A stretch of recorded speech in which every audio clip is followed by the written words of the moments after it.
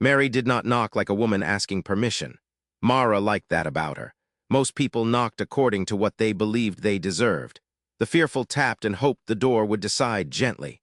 Men with messages struck once and called it urgency. Men with authority knocked as if the wood had already offended them.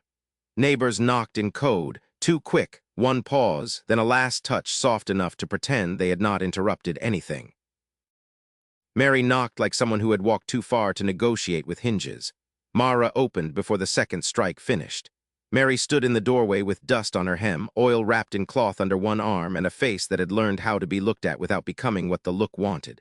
"You are late," Mara said. "Yes, that was not an apology." "No." Mara stepped aside. "Good, I have enough apologies in the room already." Mary entered and looked around once. Not nosy, measuring, a woman who had known danger knows every room twice, once for what it contains, once for what it cannot protect. Where is the child? Asleep. Dagon, pretending not to watch the street. From the back room, Dagon said, "I heard that." Mary glanced toward the voice. "Then he watches poorly." Mara smiled despite herself. Dagon muttered something that chose survival over clarity. Mary set the wrapped oil on the table. The cloth around it was worn clean at the folds. That meant it had been used many times for things worth protecting but not worth displaying. "For the lamp?" Mara asked. "For the lamp first." That answer placed a small stone in the room. Mara looked at her hands. They were steady. Mary's hands were steady too, but the steadiness had work underneath it. Mara watched Mary place her hands on the table, flat, palms down, fingers slightly spread. The gesture of women who had learned what waiting cost. "What happened?" Mara asked. Mary untied the cloth. "Many things. That is a man's answer. Men usually give it before knowing anything. I give it after knowing too much." Mara took the oil and crossed to the lamp. The room had been darkening by degrees, the way rooms do when people wait for bad news and pretend the sun is responsible. She lifted the lamp, trimmed the wick, and poured. Oil slid with a soft weight, golden in the small bowl, ordinary as mercy before anyone named it. "Say the first thing," Mara said. Mary sat. That frightened Mara more than if she had begun speaking. Mary did not waste sitting. "They are watching the houses." Mara kept her eyes on the lamp. "Whose?" "Anyone who fed him, anyone who followed openly, anyone whose grief looks organized. Grief looks like many things, not to men looking for guilt." The flame lifted. Mara set the lamp down. "Who told you?" Joanna heard from someone near Herod's people. Another heard from a servant who heard soldiers laugh. I trust laughter less than servants, but both pointed the same way. Dagon appeared in the doorway. He had the child in one arm. Mara's heart clenched before her face could stop it. He held the baby badly in the technical sense and carefully in every other sense. The child's head rested too high. Dagon's shoulder was too tense. But his hand covered the child's back with the terrified gentleness of a man holding more future than he believed he deserved. The baby was light. The baby was too light, in the way new things are too light. He smelled of nothing in particular except newness. His head was the warmest part of him, almost feverish against the underside of Dagon's wrist. He breathed faster than a man. Dagon had counted in the first week, expecting the breathing to slow. It had not slowed. "We leave," he said. Mara looked at him, not because he was wrong, because she hated that he was right before she had finished hearing why. Mary's eyes moved from Dagon to the child to Mara. Something softened there, then sharpened again. "Not tonight," Mary said. Dagon laughed once. "I accept counsel from people who are not being watched." "Then you accept no counsel." "Correct." The baby made a small sound against his chest. Dagon looked down as if the child had spoken in court. Mary stood and crossed to him. He went still. Mara almost told her not to, not because Mary would harm him, because Dagon did not understand women who approached without needing something he could price. Mary adjusted the cloth behind the baby's neck with 2 fingers. "There," she said. Dagon looked offended and relieved. He was fine. He was patient. Same family. Not always. Mary returned to the table. Mara watched Dagon absorb the correction and hate how grateful his body was for it. He was learning fatherhood the way he had learned everything else, badly, defensively, and with more tenderness than he knew how to hide. Mary said, "If you leave tonight, you join everyone else who is afraid. Roads will be full of men trying not to look like they are running. Wait until morning, leave with purpose, carry water where people can see it, carry the child where they can see him." A family leaving looks different from a fugitive fleeing.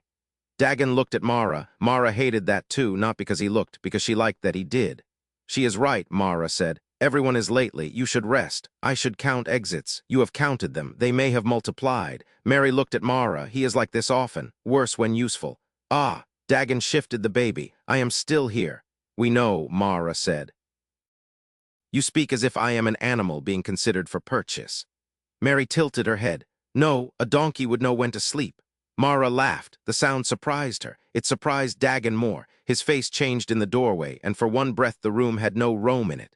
Only a woman laughing, another woman tired enough to enjoy it, a man holding a child as if the world had made a clerical error and handed him something holy.